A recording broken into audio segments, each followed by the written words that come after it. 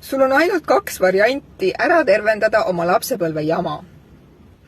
Esimene variant on minna vaatama, mis on see jama, mis siiamaani tuleb sul pinnale ja nii-öelda trigerdab sind ja ei lase sul edasi liikuda. Üks variant on see. Paljud inimesed ei julge sinna vaadata, nad ei taha sinna vaadata või siis, et mis ma sellega ikka enam tegelen, see ei mängi ju enam rolli ja ma olen nüüd suur ja mis vahet seal enam on. Esiteks, kui hakata alguses, siis nii kui sa teadvustad, et sul on seal lapsepõlves mingi jama, mis sind täna sul mängib rolli, mustrid, uskumused, kasvatusstiil, ma ei tea, võib-olla sul õpetati, et ma ei tea, sa oled tubli laps siis, kui sa tood ainult koju 5. Kui sa kasvad suureks, siis sa tahad igal pool maksimumi saada, sest sa ei lepi sellega, kui sul läheb kuskil midagi kehvasti. Ja sa hakkad ennast piitsutama ja mis iganes mustrid ja kasvatusstiil kuidas sind üles kasvatati, mängib suurena rolli selles valikutes, mida sa suurena teed. Nii, nüüd kui sa sinna vaatad ja selle koha ära näed, kellelt see muster tuli, miks see tuli ja miks sa oled selle omaks võtnud ja kuidas see tänases elus sul tegelikult tantsib endiselt alateadlikul tasandil oma tantsu, siis sa saad teha teisiti, sa saad otsustada teisiti.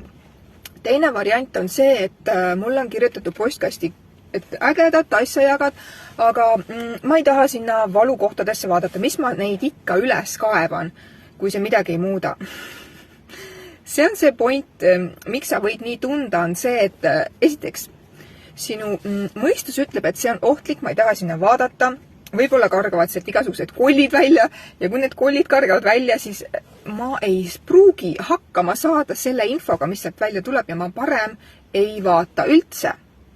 Ja kui need kollid kargavad välja, siis ma ei oska nendega mitte midagi pihta hakata. Seega ma lasen neil lihtsalt edasi olla.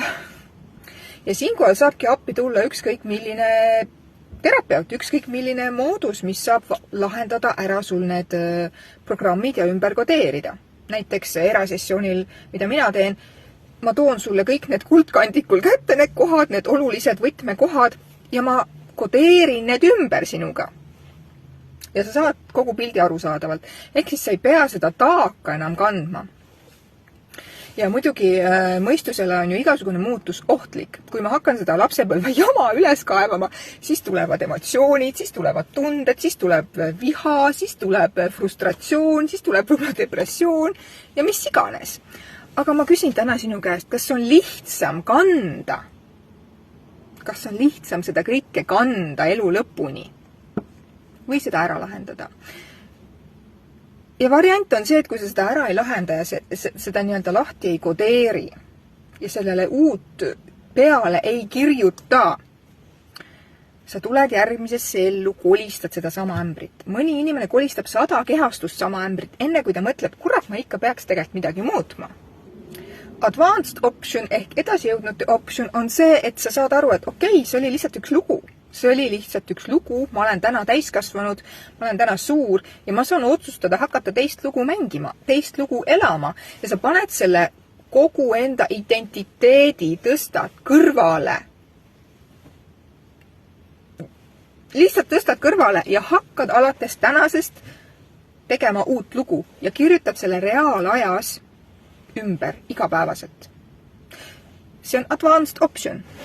Sul on 2 varianti.